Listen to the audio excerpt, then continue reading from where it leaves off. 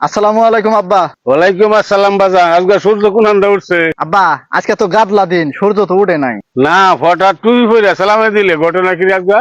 না আব্বা, তেমন কিছু না। আজকে থেকে আমি ভালো হয়ে গেছি গা, আর পুন্ডামি বুন্ডামি করতাম না। আজকে থেকে আমি 5 ওয়াক্ত নামাজ পড়াম। আজকে তো ভালো হয়ে গেছে, তো নামাজ পড়বে। হ আব্বা, আমি ভালো হয়ে গেছি গা, আজকে থেকে নামাজ পড়াম।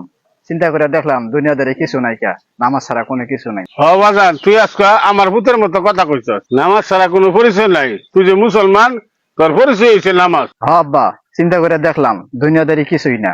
টাকা পয়সা সোনা দানা লগে কিছু যাইতো না, লগে যাইবো শুধু ইমান আর আমল। হ বাজান, মানুষ তো কিছু বুঝে না, দুনিয়া ধরে দিলে আমার বই রয়েছে। আখেরাতে কোনো খুঁজি নাই। হ আব্বা, মানুষ তো বুঝে না, আখিরাতে চিন্তা তো করেই না। যদি আখিরাতে চিন্তা করতো তাহলে মসজিদ থেকে মানুষজন আর বাড়ি আইতো না। হ বাজান, আল্লাহ তো সবার হাজার দেয় না, তোরে দিছে। তুই ফাঁসক তো নোয়া চলবি, ফাঁসক তো নোয়া চলবে, খারাপ কমে যাইস না, ভালো কাম করে দেবে।